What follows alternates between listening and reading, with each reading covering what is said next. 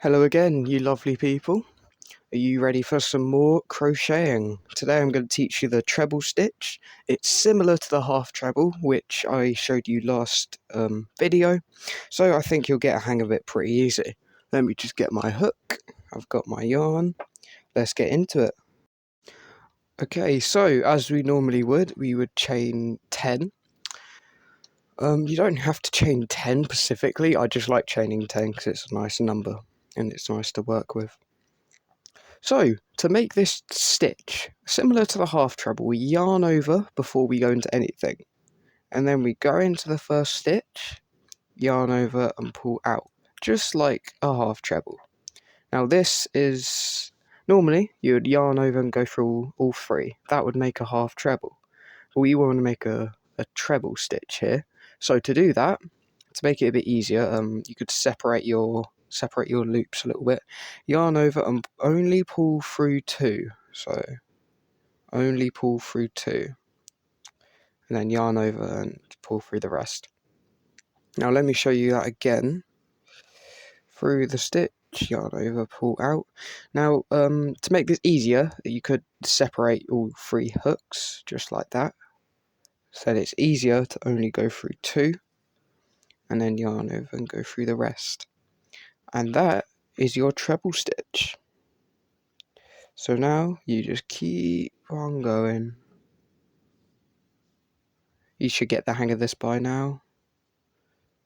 Keep on going until we get to the end.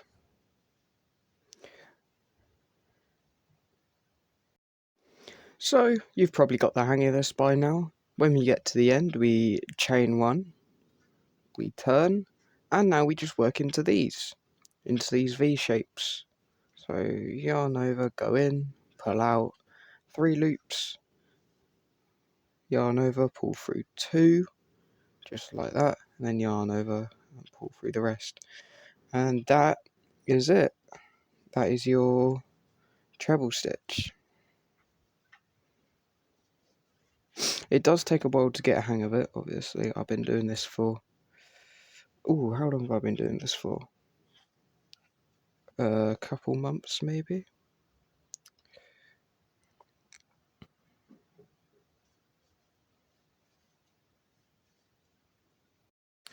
I think I've already told you this, but it's always good to remember. And that is to remember that this last stitch is always looking a bit off. And it's easy to miss. I don't know, you might find it easy to spot, but I remember trying to learn and always missing this stitch and having my projects look really funky.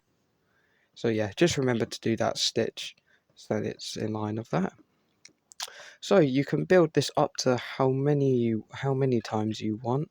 I'm gonna do 4 again because it's a nice shape, it's a nice number, not shape. I mean it like makes a nice shape. So yeah, hopefully you should know how to fasten off by now, but I'll tell you how to do that when I get to it. So yeah. So I have done my 4 rows, and you would fasten off just how you would any other project, by chaining 1 and just tug that so it leaves a big like loop. Where's the scissors gone? The scissors have disappeared. There they are. You cut the yarn and just pull, and then that creates a knot, and for that you could sew it in.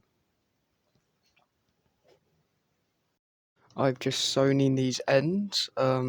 Again, you can sew them in any holes, it doesn't really matter too much. And that is your treble stitch learned. Hopefully if you got to this point you're decently comfortable, or at least know how to do it decently well. Just for quick comparison, I got, this is the half treble and this is the double crochet. I don't know, this may be quite hard to see on camera, but can you see the size difference? One's a little bit bigger than the other. So yeah, the bigger it is, the more holes it leaves. Like this leaves a hole, that leaves a smaller hole, and this one's like really like dense. So yeah, that is your treble stitch. Hope you learned something new, and all of my supplies will be linked in the description. Probably should have said that at the start of the video, but oh well. Like and subscribe if you want this video to do well, and I'll see you all in the next one. Goodbye.